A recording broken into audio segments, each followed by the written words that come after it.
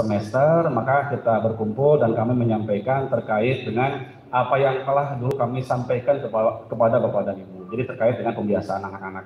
Tapi sekarang karena ada momen kebersamaan kita bertemu, mudah-mudahan juga ini bisa memberikan gambaran, mudah-mudahan juga dari yang mungkin keterbatasan yang bisa kami lakukan, memberikan perubahan-perubahan ke anak-anak kita lah, terutamanya seperti itu. Dan kami pun senantiasa menunggu dari Bapak dan Ibu anak-anak kita ketika berada di rumah. Kami persilakan karena kita sudah ada grup wali kelas, kita sudah ada nomor kontak kami juga dulu pernah kami sampaikan. Boleh kalau ada hal yang boleh diskusikan kami Bu demi perbaikan mungkin kegiatan anak-anak kita. Nah, terkait dengan mungkin pembiasaan yang biasa kita lakukan, kita berangkat dari visi yang sekolah usung menjadi sekolah yang unggul dan terdepan dalam akhlak, bahasa, tahfidz dan sains berlandaskan iman dan takwa, kemudian diturunkan kepada misi. Mungkin ini target, bukan target Pak Bu ya, ini terlalu dini saya sampaikan di awal. Ini mungkin mimpi kami ke depan lah seperti ini yang kami harapkan. Anak-anak punya keunggulan di bidang pembiasaan akhlak, mereka punya keunggulan dalam hal bahasa, mereka punya keunggulan dalam hal tahfidz, dan mereka pun punya keunggulan di dalam sains dan teknologi. Baik. Nah, yang pertama tentang pembiasaan akhlak, ini target yang kami pasang. Ini sudah kami sampaikan di awal rapat tahun ajaran kemarin. Ini yang kami pasang, nanti ke bawahnya ada dari yang kami pasang, ada yang sudah kami lakukan begitu diantaranya. Sehingga Bapak Ibu nanti di rumah bisa benar tidak ini teh, nah seperti itu supaya sampai tidak ini ke anak ibu masih itu, nah begitu. Atau terlaksanakan atau tidak, nah begitu.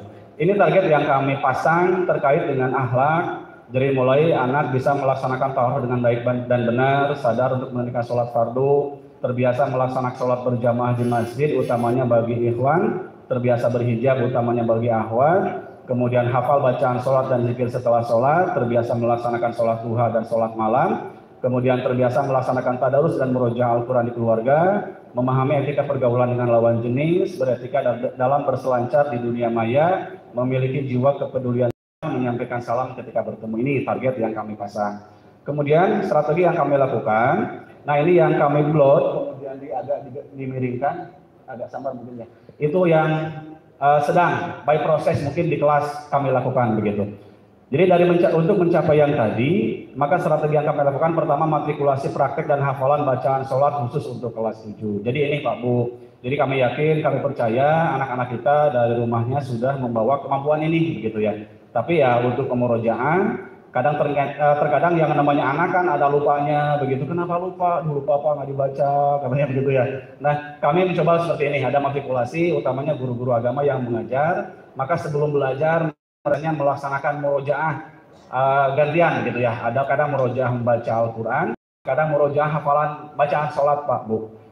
Kami juga tidak membatasi, Pak kok beda, misalnya beda dalam hal doa iftitahnya, kita baca semuanya. Jadi kita ketika masuk ke kelas ditanya guru-guru PAI itu, mana Cung yang biasa dengan Allahumma ba'id, yuk baca bareng-bareng, nah begitu. Yang terbiasa dengan wajah tuh, yuk baca bareng-bareng begitu. Termasuk dalam bacaan ruku, bacaan sujud dan bacaan tasawuf juga sama begitu ya. Jadi ini yang kami lakukan. Yang kedua, kami juga melaksanakan ta'lim nabawiyah. Ini ta'lim nabawiyah juga sebetulnya program sekolah yang bukan hanya di kelas, tapi kami anak dalam buku yang kemarin mungkin Bapak Ibu beli dari sekolah, ada buku Ta'lim Nabawiyah. Itu sesungguhnya Ta'lim Nabawiyah juga yang harapan kami adalah bisa dibaca di keluarga gitu.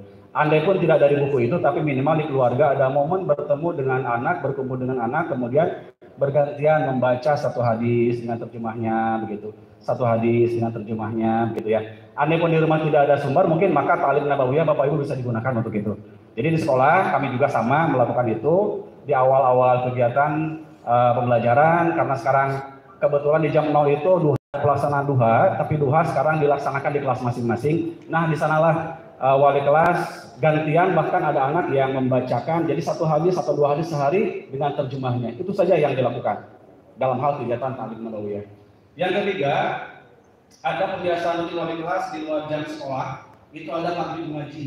Jadi kalau wali kelas pada maghrib ada yang bukan komentar ya, mungkin manggil-manggil anak kita atau di grup, itu adalah tugas dari kami sekolah Pak Bu. Jadi maghrib mengaji, kemudian mengingatkan sholat, kemudian menyampaikan tugas terstruktur yang dilaksanakan ketika libur khususnya hari Ahad. Itu ada Pak Bu. Makanya ada hari itu ada anak yang mungkin menyampaikan pokok kepada wali kelasnya, membantu ibunya cuci piring, membantu ibunya mencuci pakaian, membantu ibunya mungkin berbelanja